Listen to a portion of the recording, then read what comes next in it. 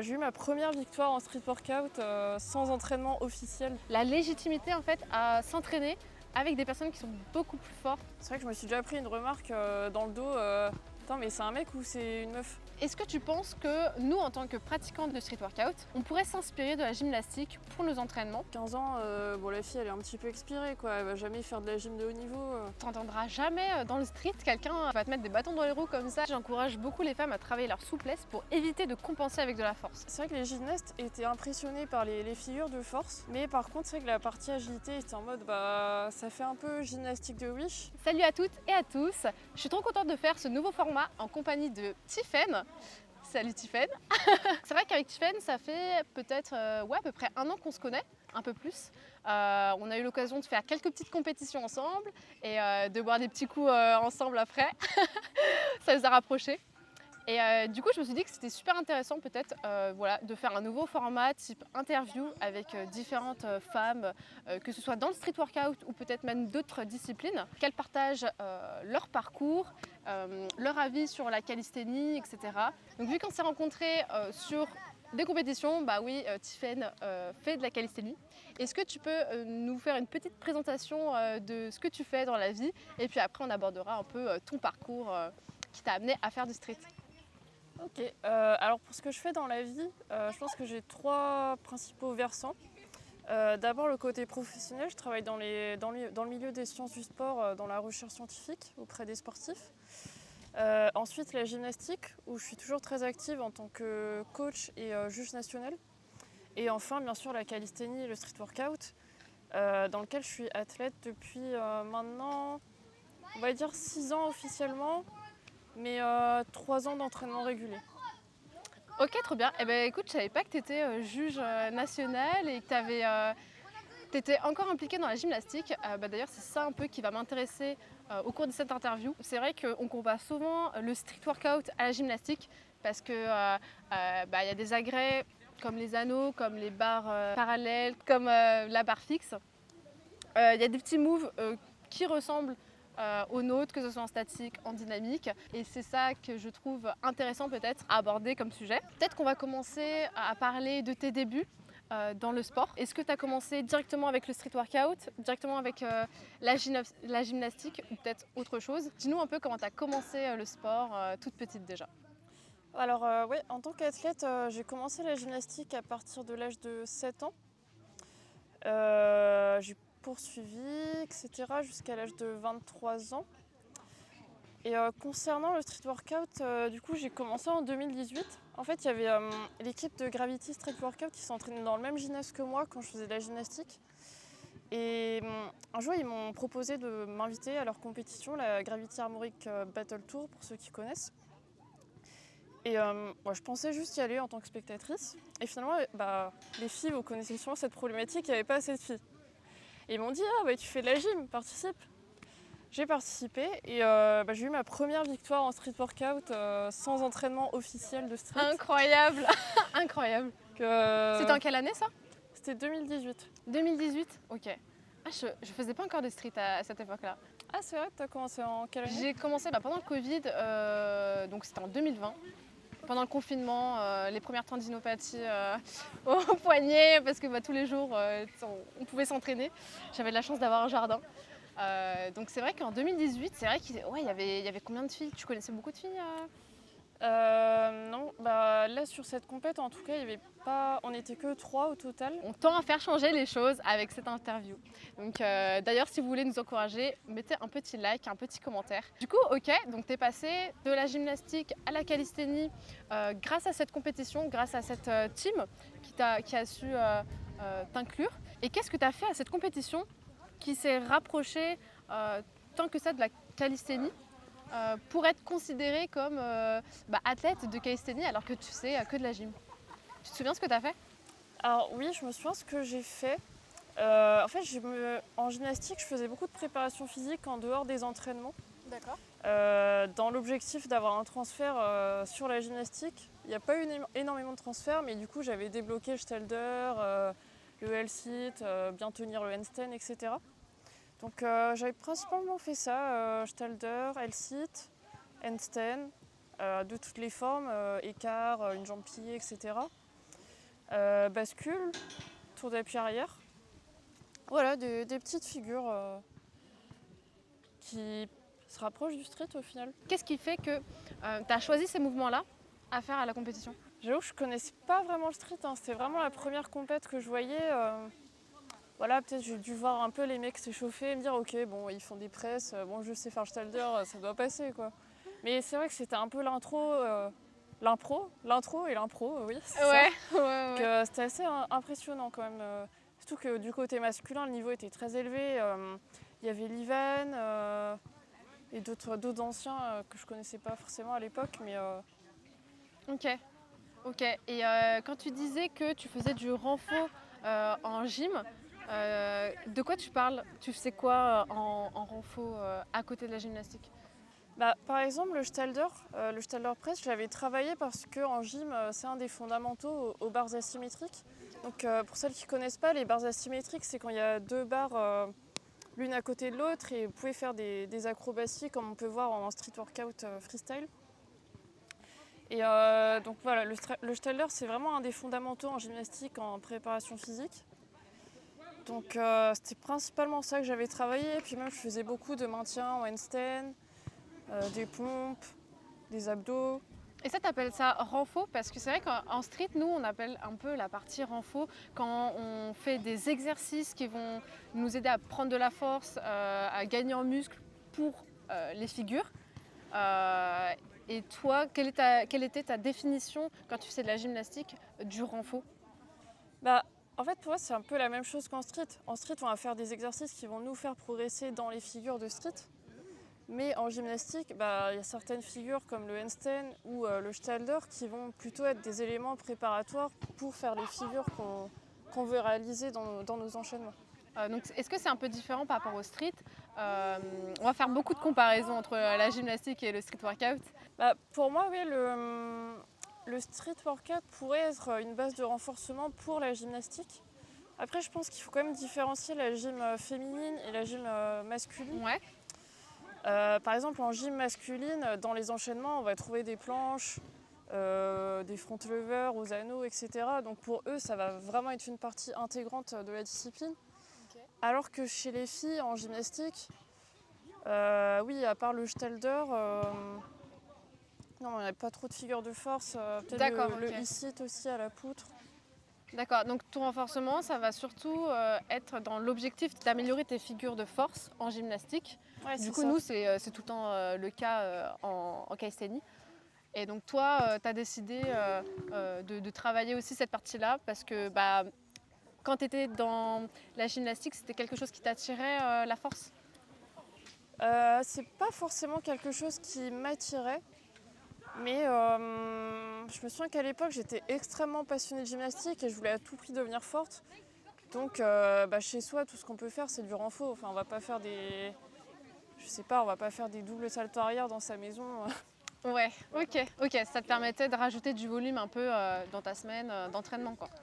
C'est ça. Puis c'est vrai qu'en gymnastique, il y avait parfois ce cliché de se dire que une grande ne pourrait jamais avoir le stalder. Et c'est vrai que je m'étais aussi fixé ça comme objectif en me disant, bah ok, j'ai peut-être déjà 15 ans. Ça peut peut-être paraître jeune pour le street, mais en gym, c'est peut-être pas vieux, mais c'est un peu avancé. Et voilà, j'avais plusieurs fois entendu dire, non, mais à cet âge-là, t'as aucune chance d'avoir le stalder et tout, alors que... Ah ouais? Non, en fait, avec du travail, ça vient. Ok, c'est fou parce que c'est vrai que tu t'entendras jamais dans le street quelqu'un qui va te mettre des bâtons dans les roues comme ça, à te dire ah non t'es trop vieux ou t'auras pas assez de force. Bah ouais, carrément. Après, je sais pas si on me l'a dit directement, mais ou tu l'as compris un peu. Ouais, ou même sur des forums. Ok. Voilà, que tu pouvais lire. Ok, bah à 15 ans, bon, la fille elle est un petit peu expirée, quoi. Elle va jamais faire de la gym de haut niveau. Ok. Ouais, c'est vrai que bah, quand on voit au JO les jeunes qui sont mineurs, qui gagnent des médailles et tout, il y a une avancée tellement immense, on va dire, dans la gymnastique par rapport à la calisthénie, où la calisthénie, vraiment, tout le monde s'y met à n'importe quel âge et peu importe l'âge que tu as, bah, on va te dire progresse. Après, il faut quand même savoir qu'en gymnastique, petit à petit, du côté des filles, l'âge où tu atteins ta performance maximale tend à reculer et à s'avancer que par exemple Simone Biles, qui Ouais. a 27, 28 ans, Ouais, elle grave. performe toujours Impressionnante. incroyablement bien. Ouais.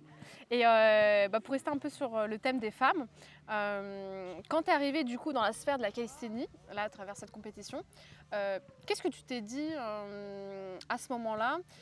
Est-ce que tu t'es dit oh bah il n'y a aucune femme, trop bien, je vais peut-être pouvoir faire ma place en tant que femme et ça t'a motivé? Ou tu t'es dit ah ouais, c'est pas pour moi, il n'y a que des hommes, je vais rester dans ma gymnastique et ça t'a démotivé? Ouais, le fait d'avoir gagné la première compète sans m'entraîner, je me disais un peu, bah, en fait, du côté des filles, il n'y a peut-être pas énormément de moyens de viser l'excellence. C'est ce que je me suis dit au début. Mhm. Mais après, c'est vrai qu'en progressant, en commençant à attaquer les planches, en voyant que j'avais un petit potentiel sur ça, et en voyant les hommes m'encourager sur ça, bah, c'était très gratifiant. Puis voilà, les planches, même ça, c'est pas un truc qu'on voit forcément en gym, donc ça m'a bien motivée. Après, c'est vrai qu'en tant que gymnaste, j'ai toujours un peu plus de mal sur la partie agilité. Comme en agilité, bah, comparé à la gymnastique, c'est peut-être un peu moins propre. Ouais. Surtout en étant juge national en gym, bah, forcément, j'ai toujours le regard du juge en gymnastique. Qu'est-ce que tu appelles propre? C'est quoi ta définition du propre en tant que juge de gymnastique? Propre, pour moi, tu vois, ça serait que des figures jambes serrées, avec les pointes de pied, les bras tendus, le dos rond, protracté. D'accord, ok. Et c'est pas quelque chose qu'on retrouve en street, effectivement. Cependant, étant donné que les compétitions maintenant, elles mettent en avant la propreté des figures, j'ai l'impression que, vu que c'est de plus en plus valorisé en compétition, les gens font un petit peu plus attention. Après, c'est vrai que ça fait partie un peu de la vibe de tous les streeteux d'à tout prix vouloir passer une figure, même si c'est dégueu, quoi. On va dire qu'on se met aucune barrière sur est-ce que c'est propre ou non, tandis que peut-être que les gymnastes ont cette barrière de se dire ah bah non, vu que c'est pas propre, je vais pas y aller, ou je vais y aller plus petit à petit, et du coup bah au final sont peut-être plus lents dans l'apprentissage. Je sais pas. Bah, c'est ça, parce que à l'époque, les filles, elles faisaient des 3-6 en gym. Et du coup, elles faisaient vraiment très très proc, les jambes serrées, le corps Ah, je vraiment à la savais pas qu'il verticale. y avait ce. Ouais, ouais. Et Ok. c'était vraiment à haut niveau, quoi, Ok. au niveau olympique. Du coup, ça me fait penser aussi que je me rappelle une fois qu'il y a eu une démonstration de street workout à une compète de gymnastique. Et en fait, c'est vrai que les gymnastes étaient impressionnés par les figures de force. Mais par contre, c'est vrai que la partie agilité était en mode, bah, ça fait un peu gymnastique de Wish. Mais en fait, quand tu apprends à connaître, c'est pas le cas. Parce qu'un 720, c'est extrêmement technique, par exemple. Ouais, clairement. Non, et puis je pense aussi que les figures sont différentes, pas Carrément. toutes. Enfin, on retrouve aussi la bascule en gym et en street workout. Mais voilà, il y a aussi des choses différentes. Je pense en vrai que c'est pas vraiment comparable, même si voilà, on aime bien. Qu'est-ce qui différencie un peu les deux? Ah, je sais pas si c'est pas vraiment... C'est comparable quand même, parce qu'il y a beaucoup de figures en commun, comme la bascule, le Ginger, le Giant. Après, c'est pas tout à fait comparable, parce que c'est pas du tout le même environnement, c'est pas le même type de barre. Pour l'instant, Ouais. en street, on n'a pas beaucoup de coachs, Ah ouais, on a moins complètement. de tapis. On démarre moins jeune. Enfin, il y a tout ça. Et est-ce que aujourd'hui tu fais encore de la gymnastique? Quelle a été cette transition entre la gymnastique et le street workout? Je pense que déjà, je m'épanouissais plus en gymnastique en tant que gymnaste. Ensuite, je trouvais bien mon compte dans le street workout. Déjà parce que j'avais peut-être plus une appétence aux figures de force et pas trop à l'acrobatie. Ensuite, ce que j'aimais bien dans le street, c'était la liberté d'entraînement. Pouvoir m'entraîner quand je veux et entre guillemets où je veux. C'est vrai qu'en gymnastique, comme un peu tous les sports en club, bah, tu as ton créneau le samedi de 14 à 16h et puis voilà. Ou plusieurs fois par semaine. Mais D'où le renfort que tu disais que tu faisais à côté de tes heures d'entraînement pour t'améliorer, quoi. tout à fait. Et puis aussi quand on devient étudiante, bah, des fois c'est un peu contraignant de se dire ok bah tous les soirs il faut que j'aille à la gym à 18h. Peut-être ce jour-là j'avais plutôt envie de m'entraîner à 14h. Et donc c'est surtout ces contraintes-là d'horaire, de lieu qui ont fait que tu as fait cette transition-là? Ou c'était aussi en grande partie le fait que tu préférais travailler des mouvements de force par rapport aux figures acrobatiques qui utilisent, corrige-moi si ce n'est pas le cas, mais qui utilisent beaucoup plus les jambes dans la pratique féminine de gymnastique?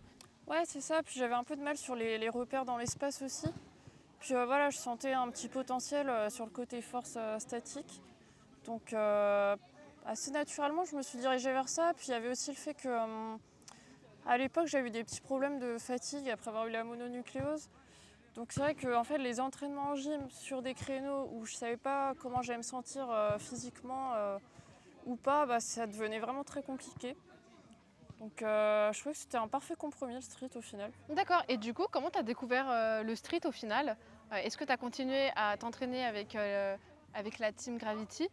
C'est eux qui t'ont fait découvrir la planche, etc., que tu as été amené à travailler? Ouais, c'est ça. J'ai continué un petit peu à m'entraîner avec eux. C'était pas hyper régulier les 2-3 premières années. Donc ça m'a permis aussi de découvrir sur Instagram tous les comptes, les vidéos, les filles très connues à l'époque comme Léa, Nadia. Enfin, elles sont toujours connues, bien sûr. Et après, je pense où la transition s'est vraiment faite et où je me suis mise à fond dans le street, c'est quand je suis arrivée sur Paris pour les études en Master Steps. J'ai rencontré des gens qui s'entraînaient à Montgeron, donc, notamment la team d'Atlas Corporation, pour ceux qui connaissent. Et ce que j'ai adoré avec eux, c'est qu'avec eux, j'ai retrouvé un peu le côté qui me manquait par rapport à la gym. C'est qu'eux, ils se faisaient des entraînements hyper carrés. Ils faisaient plutôt du set and rep, mais du coup, ça m'incitait aussi à faire des entraînements très carrés avec des nombres de séries, des nombres de répétitions, etc. Et ça, à quel moment dans ta pratique de la calisthénie, tu t'es dit j'aimerais bien cadrer un petit peu plus mes séances parce que je vais optimiser plus mes entraînements pour avoir des résultats plus rapidement? À quel moment tu t'es dit ça? Est-ce que c'est dès la première année? Est-ce que c'est à partir du moment où tu as commencé à stagner peut-être? Ou par hasard, tu as découvert juste une nouvelle manière de t'entraîner? Je pense que j'ai toujours eu cette logique de faire des programmes et tout, même quand j'étais gymnaste et que je faisais du renfo à côté. Cela dit, non, c'est pas venu dès les 2-3 premières années en street, c'est venu vraiment quand j'ai emménagé sur Paris et que j'ai rencontré la team d'Atlas Corporation. Peut-être le fait de voir des gens le faire aussi en street, ça m'a plus incité à être très régulière et sérieuse dans mes programmes. D'accord. Et à ce moment-là, tu avais diminué ta pratique de gym? Non, la transition de gym, j'avais arrêté à la fin d'une saison sportive parce que je voyais que ça servait plus à rien, je progressais plus et au pire des cas, je faisais les mêmes résultats d'année en année, donc il n'y avait pas forcément de choses à faire. Puis aussi, ce qui a pu jouer, c'est peut-être un peu la vie personnelle. Il y avait des moments où peut-être il y avait plusieurs choses qui me tracassaient, j'arrivais pas forcément à suivre un programme carré. Et puis là, le fait d'avoir des gens qui étaient là, qui le faisaient également. Oui, qui te motivaient, c'est motivant. C'est pour ça que j'incite beaucoup les femmes à quand même aller dans les parcs où il y a du monde qui s'entraîne. Plutôt que chez elles, je dis les femmes, mais c'est carrément possible pour les hommes, hein, qui ont peut-être des fois peur d'aller dans les parcs de street ou dans des environnements dédiés au sport. Mais le fait que ce soit des environnements dédiés au sport, c'est beaucoup plus motivant. Tu as beaucoup moins de sources de distraction. Et tu vois d'autres pratiquants que tu peux prendre pour exemple, qui pourraient t'inspirer, notamment par rapport aux méthodes d'entraînement comme toi tu l'as vécu. Donc voilà, moi je vous encourage vraiment à sortir de votre petite bulle et ça va vraiment vous permettre de progresser et de voir ce qui se fait en fait en dehors de ce que vous savez déjà. Et voilà, d'ailleurs en parlant de ça, comment toi tu as vécu le fait d'être une femme au sein d'une team qui était composée dans une dans sa grande majorité d'hommes. Est-ce que tu t'es senti pas trop à l'aise, intégrée ou au contraire recevoir des regards jugeants, mauvais Alors je pense ne jamais avoir eu de mauvais regards quand je m'entraînais avec des teams de street. D'accord. Donc ça a toujours été très encourageant. Quand j'arrivais dans un nouveau parc, en général, les mecs, ils vont t'encourager, ils vont te donner des conseils, ils vont te dire « Ah, mais c'est trop bien ce que tu fais pour une femme et tout ». Ça, je pense que c'est vraiment dans 95% des cas. Après, je vais quand même nuancer ma réponse. C'est vrai que ça m'est arrivé de m'entraîner dans des petits parcs où c'était pas forcément des gens de la communauté street workout. C'est vrai que je me suis déjà pris une remarque dans le dos. Attends, mais c'est un mec ou c'est une meuf? Voilà. Ok. Ça, c'est vrai que ça peut arriver. Mais dans la très grande majorité des cas, les gens sont très accueillants. Par exemple, Gravity, il y a quand même pas mal de femmes dans l'équipe. Même à Montjoint, on était toujours deux femmes au moins. Donc même si on n'était que deux, en fait, ça permettait de se sentir un peu plus à l'aise. D'accord, ok. Ouais, c'est vrai. C'est vrai que c'est pas toujours le cas où il y a des pratiquants de calisthénie de la communauté. Enfin là, par exemple, on est dans un parc, il est tout vide. Dans les parcs de campagne, il n'y a pas tout le temps de pratiquants. Mais voilà, je pense qu'il ne faut pas se bloquer, il ne faut pas se limiter en fait en termes d'espace parce que c'est vrai que dans les parcs de street, on a tout le matériel dont on a besoin. Et ça serait dommage de ne pas en profiter parce que tu fais quelque chose qui est différent par rapport aux autres personnes dans le parc. Dans la gymnastique, tu avais l'habitude de t'entraîner qu'avec des femmes et tout. Et comment tu l'as vécu du coup, le fait de t'entraîner avec que des gars en calisthénie? En vrai, sur ça, ça m'a jamais trop dérangé. Le fait d'avoir un niveau beaucoup moins fort, tu vois, que certains hommes, parce que c'est ça aussi qui bloque beaucoup les femmes, c'est la légitimité en fait à s'entraîner avec des personnes qui sont beaucoup plus fortes. C'est même pas toujours le cas, mais c'est ce qu'elles ont l'impression, tu vois. Moi, honnêtement, je me suis toujours dit que y a des différences physiologiques qui fait qu'on ne pourra sûrement jamais atteindre un niveau aussi exceptionnel que les hommes en top monde. Enfin, si on prend le top monde féminin et le top monde masculin, ce ne sera pas la même chose. Ok, on a des différences physiologiques, on est peut-être moins forte, on a peut-être moins de prédispositions naturelles. Mais voilà, en fait, ça sert à rien de se comparer aux hommes. On a nos niveaux, on est là pour progresser pour soi et puis voilà. À vrai dire, c'est un peu ce que j'ai pensé. Et limite, quand j'ai commencé à entraîner mes tractions en salle de sport, donc c'était en plus entouré de go muscu, tu vois, j'étais hyper fière de travailler une traction avec un énorme élastique. Alors vraiment je ne savais faire aucune, peut-être une traction, mais je faisais mes séries de 10 avec un énorme élastique. Et j'ai pas du tout eu cette image de oh là là, la honte, je m'entraîne avec un élastique. Et ouais, je suis une femme et je travaille quand même les tractions. Bon, ça c'est en prenant en compte le regard des autres, mais sinon vraiment vous faites ça pour vous quoi. Non, puis je me dis aussi que les filles quand même, on a quand même un certain courage à quand même s'entraîner en calisthénie au milieu d'hommes. Enfin, évidemment, Ouais, ça peut vrai. être très impressionnant, même sur les compétitions. Rien que se lancer sur les compètes, être au milieu d'hommes qui en effet lancent des figures qui semblent plus fortes. Mais je trouve qu'il n'y a même pas à comparer. Enfin, par exemple, une straddle planche pour une femme, c'est quand même très correct comme niveau. C'est pas parce que c'est les mêmes figures que ça demande le même temps de travail. Pour revenir un peu sur la gymnastique, est-ce que tu penses que nous, en tant que pratiquants de calisthénie, de street workout, on pourrait s'inspirer de la gymnastique pour nos entraînements? Est-ce que toi, du coup, tu as gardé des choses d'un entraînement renfo, par exemple, de la gymnastique pour tes entraînements de calisthénie? Alors je pense que ce que j'ai gardé déjà, c'est peut-être tout ce qui est renfo souplesse. Peut-être qui est parfois un peu délaissé en calisthénie, ça je l'ai beaucoup gardé. Donc tous les petits exercices de compression, etc. Même le travail de la souplesse, en étirement passif, actif. Mine de rien, je pense que ça aide vraiment pour la calisthénie, notamment féminine ou pas. Ok, sur quel point ça pourrait aider en fait? Je sais pas, par exemple le e-sit, en fait c'est venu assez rapidement grâce à la souplesse. Voilà, c'est quelque chose d'assez accessible. En fait, on le voit assez souvent, des femmes qui arrivent assez rapidement le e-sit parce qu'elles sont souples, des ischios et des jambes. Donc c'est assez simple pour elles au final, quoi. Ouais, complètement. Bah, c'est vrai que moi aussi j'encourage beaucoup les femmes à travailler leur souplesse pour éviter de compenser avec de la force. Par exemple, une presse handstand, donc quand on essaye de monter son handstand avec les jambes tendues, qu'elles soient jointes ou écartées, en démarrant du sol.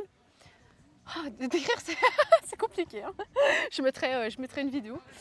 Pour une presse handstand, plus on a de la souplesse, plus on a son bassin au-dessus de ses épaules, donc on a une compression de fou, euh, moins on utilise de force parce que moins on a besoin de se pencher en avant par manque de souplesse. Et donc plus on se penche en avant, plus ça demande de la force dans les épaules. Et donc pour éviter cette compensation en force, la souplesse pourrait vraiment faciliter ça. C'est vrai que c'est ce qui nous différencie un petit peu toutes les deux.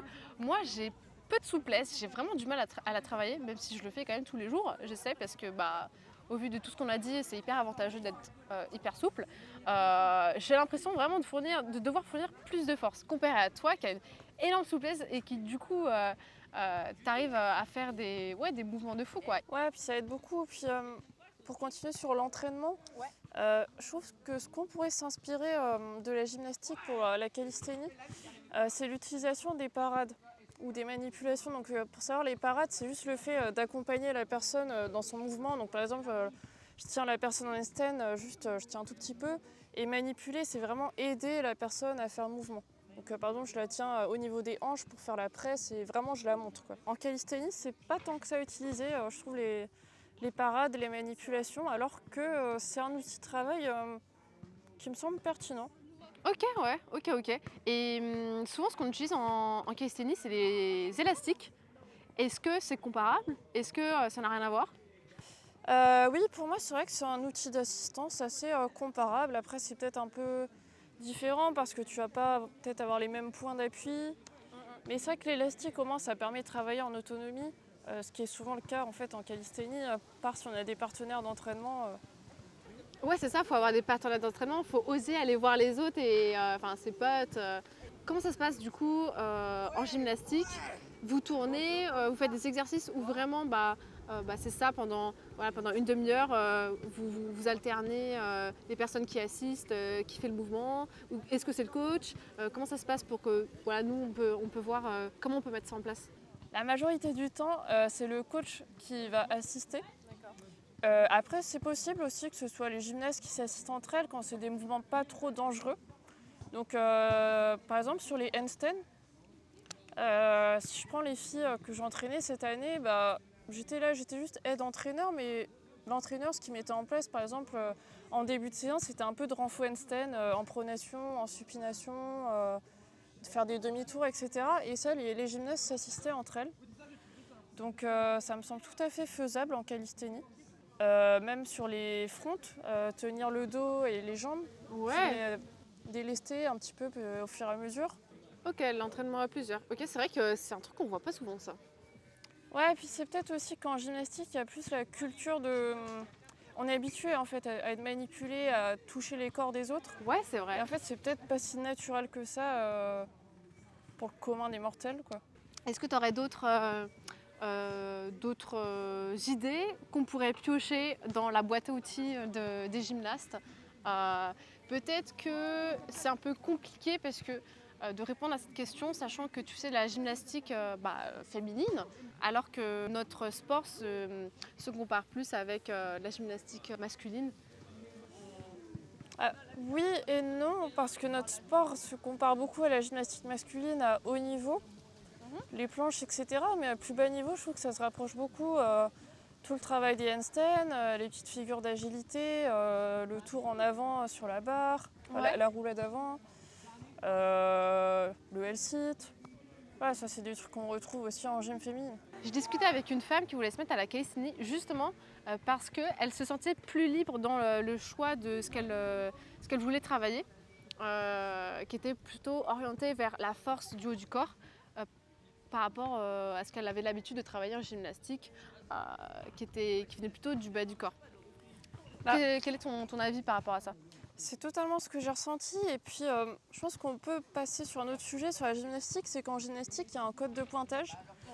Donc, c'est un règlement vraiment précis où chaque figure a un certain nombre de points. Il y a des fautes d'exécution. Il y a des certaines exigences. Par exemple, il faut mettre maximum 8 éléments dans un enchaînement. Enfin, il y a 8 éléments qui comptent, donc 8 figures. Ah, c'est très précis. Hein. Ouais, c'est ça.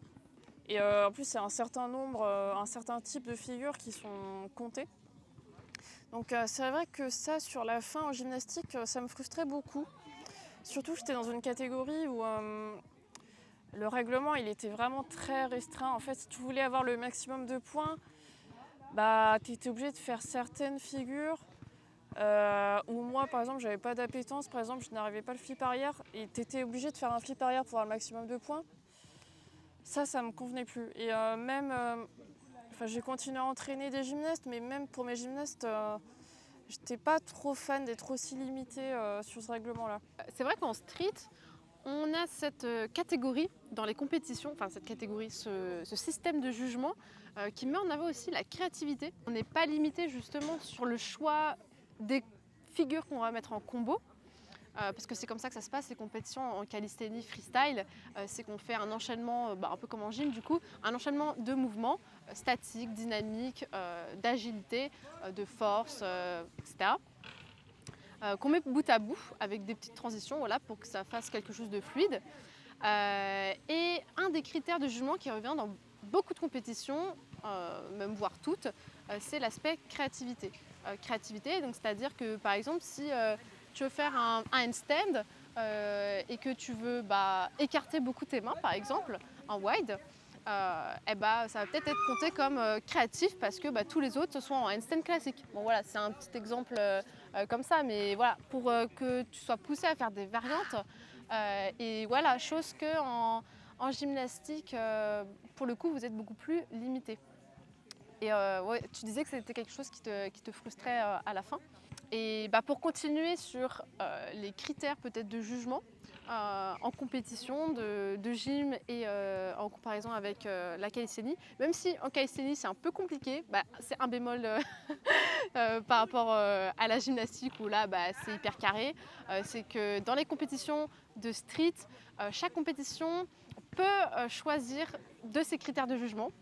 Donc ça change continuellement, même s'il y a certains schémas qui se retrouvent dans beaucoup de compétitions, mais pour l'instant je ne pense pas qu'on ait trouvé encore le système de jugement qui met tout le monde d'accord. Est-ce que tu peux faire peut-être un petit récap de comment vous jugez en gymnastique? Tu disais qu'il y avait des points pour les figures et des points de pénalité, c'est ça? C'est ça, exactement. Donc en fait, on a une note de départ qu'on appelle aussi la note de difficulté. Donc là, plus vous allez faire des figures difficiles, plus cette note sera élevée. Donc c'est sans limite. Donc, par exemple, vous partez sur 6 et ensuite va s'ajouter les fautes d'exécution. Donc là, ça va être toutes les fautes. Par exemple, avoir une jambe un tout petit peu pliée, ça va être 0,10. Une jambe moyennement pliée, ça va être 0,30 et une jambe très pliée, ça va être 0,50. Donc c'est un exemple. Et donc à ça, ça va être sur 10 points. Et donc ça va faire votre note totale en additionnant votre note d'exécution et votre note de difficulté. Petite question, est-ce que tu penses que ça pourrait fonctionner pour un barème de street workout dans une compétition, ce système de jugement? Comme ça, c'est assez dur à répondre parce que le truc, c'est qu'en calisthénie, il n'y a pas de limite de figure à faire. Ouais, alors qu'en gymnastique, c'est limité à 8. Parce qu'en fait, on cherche un peu en calisthénie un système de jugement qui pourrait correspondre vraiment à notre sport et à tout le monde, à tous les pratiquants. Et puis on peut se dire, on peut peut-être s'inspirer de d'autres sports. Or, c'est vrai que nous, on fonctionne souvent sous forme de battle, alors qu'en gymnastique, c'est vraiment la performance, la note de sa propre performance. Parce que c'est ça, on pourrait faire un code de pointage du street comme en gymnastique. Mais comme on a le format battle, en fait souvent les juges ils font même pas les points sur les battles, juste ils disent ok elle a été plus forte. Enfin, par exemple, si je reprends la compétition d'hier qu'on a fait avec Maureen, c'était un peu serré entre nous. Je pense que les juges ont mis longtemps à délibérer. Ils ont fait du retour vidéo, mais à ma connaissance, ils n'ont pas compté de points. Elle a eu 5 points en push. Ouais, je pense pas. Voilà, ils ont juste regardé les vidéos, ils ont regardé les formes, etc. Donner des notes, c'est beaucoup plus précis. Et c'est peut-être ça qui manque quand quand on décide de qui a gagné une battle sans qu'il y ait vraiment de barème très précis. C'est pour ça, moi, je suis beaucoup plus partisante de mettre une note. Après, voilà, comment on détermine combien de points on gagne, etc.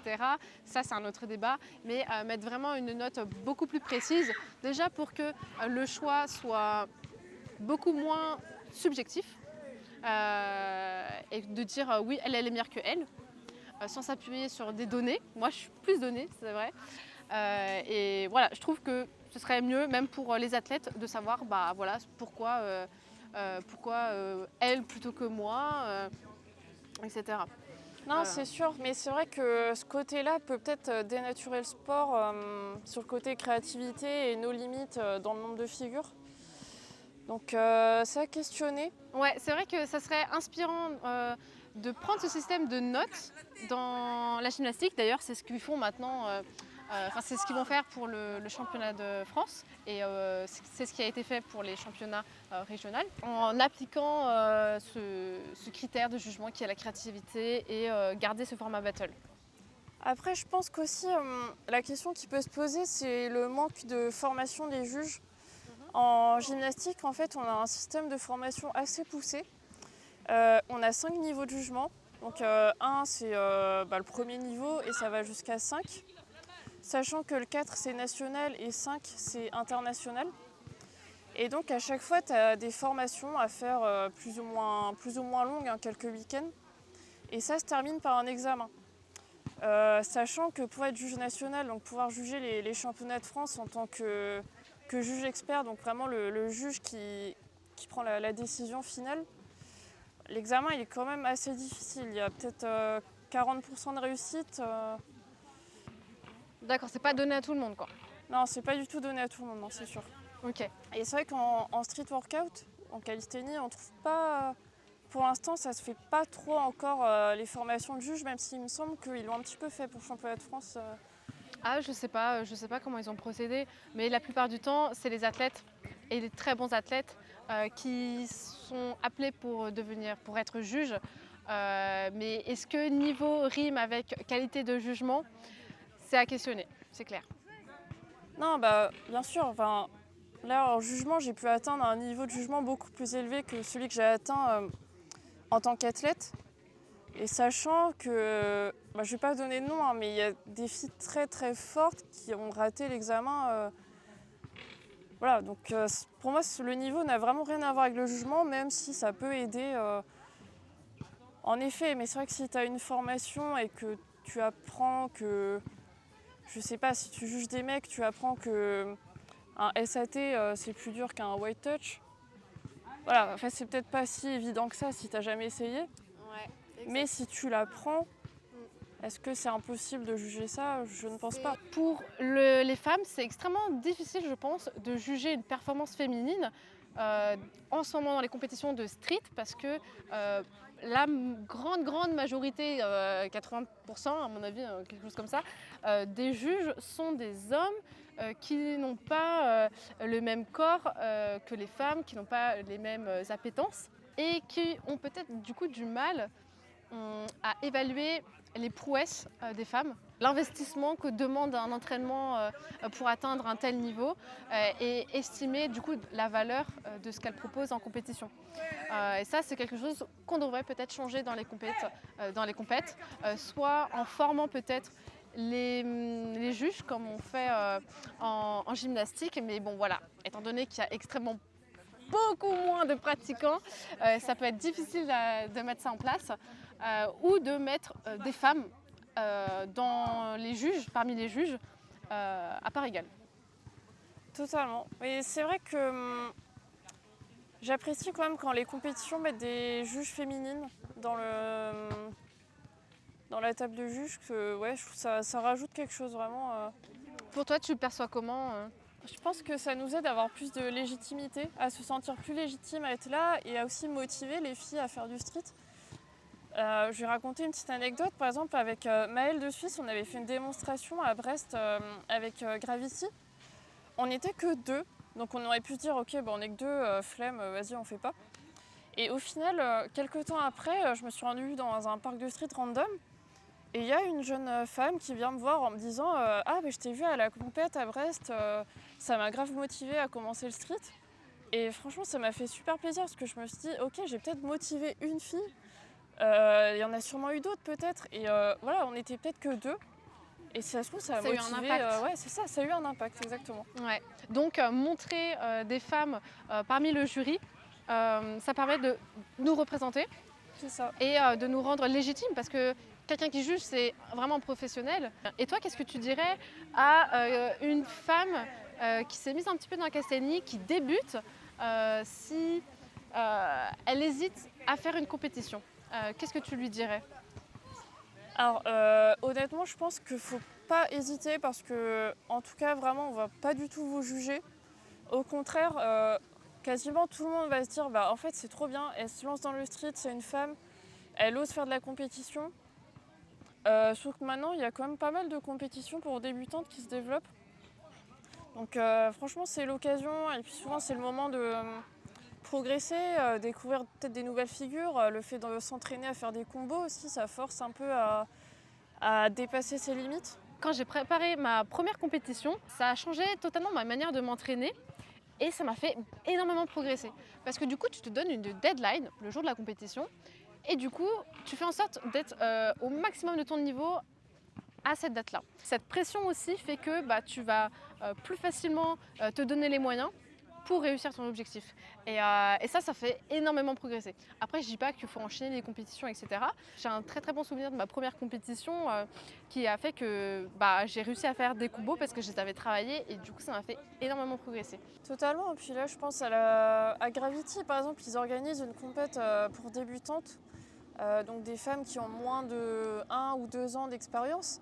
Et franchement c'est génial, enfin, en tout cas moi j'adore voir ça, voir des filles se lancer sur le plateau de compétition, si on peut appeler ça comme ça. En tant que pratiquante depuis plusieurs années, voir des nouvelles pratiquantes, ça fait hyper plaisir. Ça montre qu'on développe ce sport-là et qu'il y a de l'avenir et que c'est pas réservé qu'aux hommes. Tu peux peut-être nous dire sur quoi on peut te suivre ou t'envoyer un petit message, voilà. Très bien, ouais, vous pouvez me suivre sur Instagram et TikTok. Maureen mettra les liens en description. Yes. Ça y est, c'est dit, je peux plus le mettre. Est-ce que Tiffaine, tu as quelque chose d'autre à rajouter? Tu veux dire un petit mot de fin à nos auditrices, à nos auditeurs? Oui, je pense déjà premièrement pour les gymnastes ou anciennes gymnastes qui nous regardent, je vous invite vraiment à passer le cap de la calisthénie, surtout si vous êtes en fin de carrière en tant que gymnaste. C'est vraiment une très bonne façon de transitionner et de continuer à avoir une pratique sportive. Même en étant adulte, avec les contraintes qu'on peut avoir dans la vie adulte, et peut-être aussi, je sais pas, par exemple, je sais qu'en gymnastique, on est parfois limité par les blessures, notamment sur le bas du corps. La calisthénie, ça a permis de travailler la force, etc. Et puis plus globalement, pour toutes les auditrices féminines, venez aux compétitions, venez au Rasso, les portes sont ouvertes. Ouais, complètement. Est-ce que tu as d'autres filles en tête à qui je pourrais passer le relais la prochaine fois? Oui, je pense à Léa déjà, bien sûr. Peut-être même des filles qui ont débuté il n'y a pas trop longtemps, par exemple Elfie. Morgane aussi, en fait, qui, par ses participations, même si elle est circassienne, le fait qu'elle vienne aux compétitions de street, ça met du poids sur les femmes. Avec Morgane, on en discutait du coup hier à la compétition. C'est vrai qu'on l'a pas dit, hier on a fait une compétition où il n'y avait que Tiffaine et Morgane. Je mettrai sur Instagram Morgane. Morgane qui fait énormément d'équilibre, donc de handstand. C'est une circassienne et elle vient quand même aux compétitions de street. Et on disait que c'était cool parce que ça amenait de la variété. On disait tout à l'heure, on parlait de la créativité. Et du coup, elle ne sait pas faire forcément beaucoup de mouvements de street, mais avec ce qu'elle sait faire, avec sa vision de la performance physique au poids du corps, ça amène quelque chose de différent, ce qui est valorisé aussi en termes de créativité, de souplesse. Et du coup, Léa, qui est notre championne de France actuelle depuis quelques années, ça serait vraiment intéressant de faire un podcast avec elle, enfin une interview en tout cas. Encore une fois, merci Tiffaine d'avoir participé à cette interview, c'était vraiment un plaisir. Et écoutez, nous on se retrouve bientôt dans une nouvelle vidéo, un nouveau podcast. Salut!